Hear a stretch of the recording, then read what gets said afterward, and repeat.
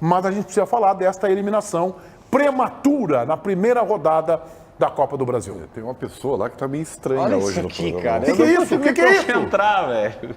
O que é isso, Baldassi? Não, gente, eu quero na abertura do programa, nós temos muitos assuntos importantes para tratar, mas eu quero deixar o recado para todo mundo que está assistindo e fica a ideia aí para todo mundo, cuidem dos seus olhos, cuidem das suas vistas. Se você estiver na rua, quando você mira o sol, você pode atingir a sua visão. Use óculos escuros como eu. Quando tu mira sol, tu pode atingir as tuas vistas. Então tenha cuidado com os seus olhos. Mas que lamentável, não concordo com esta flauta do Baldassi. Vamos Vamos lá, tá vendo que você tá muito chateado. Vamos lá. Olha só, como se sabe, tudo tem explicação. E eu assino embaixo na grande maioria das coisas que tu disseste aí, entendeu?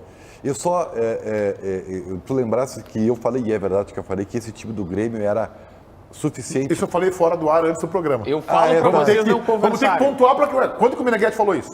Falamos aqui fora do ar. É que eu tô velho, né, cara? Desculpa. E o Ribeiro, a exemplo de muitos comunicadores da aldeia que eu respeito, e muitos que entendem como o Ribeiro muito mais que eu de futebol, disseram que o Grêmio tem um time suficiente para passar pela Série B. Acho até que pode ter, mas com dificuldades. Era isso que eu vinha dizendo. Não, só que o Grêmio naquele momento tinha um ataque Douglas Costa, Ferreirinha e Diego Souza.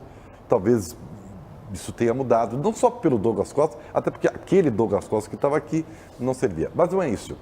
Gente, tudo tem explicação. E eu sei que a questão macro que o Meneghete abre o programa, ela é muito maior porque ela é a explicação total da repercussão. A repercussão de todos esses erros é que acabaram contra o Mirassol. Vocês lembram aqui que eu abruptamente falei semana passada que a tendência e o favorito era o Mirassol. E não pelo Mirassol, é pelo que o Grêmio que eu via. E aí o que acontece nesse meio do caminho? Vejam só como o futebol é mágico, sem magia. O Roger assume, faz um momento assim, com um treino, um belo jogo contra o São Luís e pronto, a mágica está estabelecida. O Grêmio vai virar a página e o Roger terá o poder, a poçãozinha, né, o pozinho mágico, eu vou chegar lá, o pozinho mágico de resolver os problemas. E eu alertava, olha, o Roger não tem varinha mágica. Coelho da cartola até pode acontecer, mas o time do Grêmio é frágil, ruim e comungamos dessa ideia. Ontem acaba essa magia, o cristalzinho se quebra. E isso também é um choque para a torcida do Grêmio. Ontem o torcedor viu que o seu treinador não é o mágico que se pensa. Ele é um bom treinador, provavelmente ele vai fazer esse Grêmio evoluir com reforços, mas o time do Grêmio, a realidade é isso que você viu, né? Um time absolutamente frágil e que sim, mantendo este time, este grupo, terá dificuldades para subir. Agora, tem uma coisa para acabar, eu sei que eu me alonguei.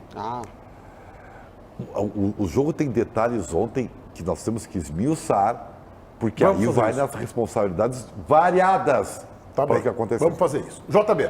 Ao contrário de Jim Meneghete, eu só não concordo com a culpa ou a responsabilidade é menor para o técnico Roger Machado. Para mim, ontem, falando especificamente do jogo dos 90 minutos, o Roger é sim um dos grandes culpados pela eliminação. Não pelo trabalho, não por jogar muito bem, mas é inadmissível que um técnico veja Thiago Santos comprometendo, deixando um buraco na defesa no primeiro, no segundo, no terceiro gol, no quarto, se existisse, e fosse trocar ele apenas aos 40 minutos de jogo, para colocar o Lucas Silva só depois. O Roger tem essa responsabilidade. Ontem falharam Breno, na escalada, terceiro lugar, errou 2 vezes nos gols, um escorregou, o outro, eu sei que a bola vinha com efeito, mas ele tinha que dar um soco, ele errou o gesto técnico.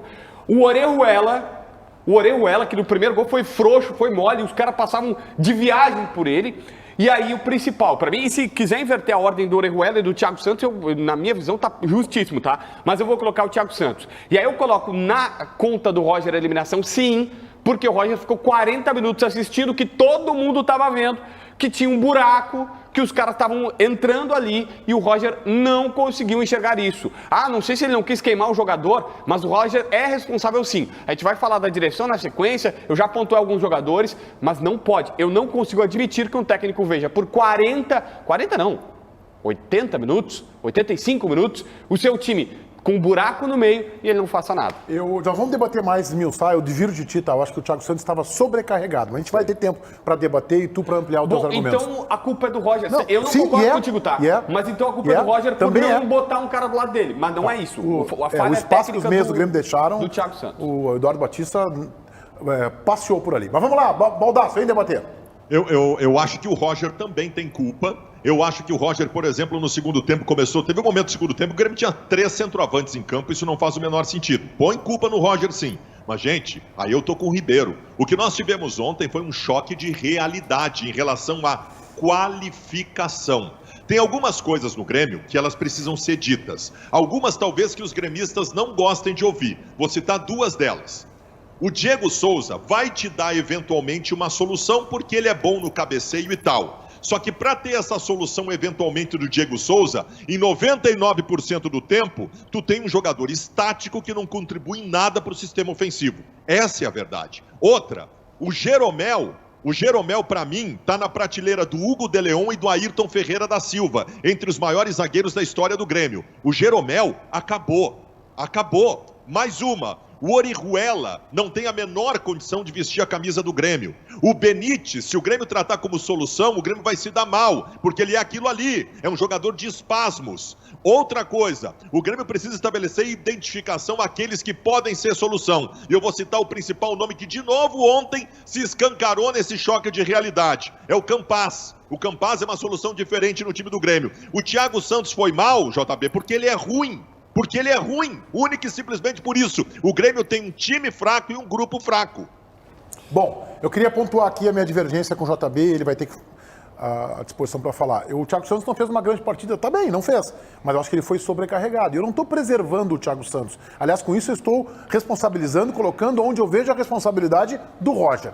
Tá? Os meias do Grêmio não marcaram ninguém. Bitelo assistiu o jogo e por ali o Eduardo Batista colocou, por exemplo, o Camilo, que é um senhor que vai fazer aí 36, 37 anos, acho que 36 semana que vem, que a gente conhece do Internacional, que tem um futebolzinho, né? Não mais do que isso, um ou outro lampejo, jogar sozinho e armar o time do Mirassol. Outro erro do Roger, para mim esse tão ou mais clamoroso, mais 2.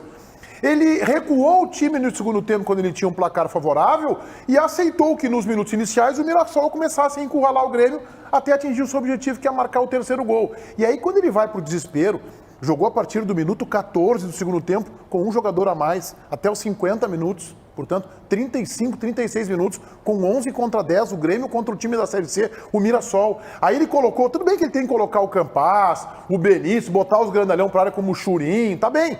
Mas o Janderson e o Rido eram jogadores que davam o mínimo de intensidade para o time do Grêmio. E olha que eu sou crítico às limitações do Janderson, mas o Rido eu acho que tem os seus valores. Eu acho que um deles poderia ter ficado em campo para o Grêmio ter mais jogadores dentro da área. Não adianta tu empilhar o Churin, que a gente já viu a resposta que ele deu, ou seja, resposta 0.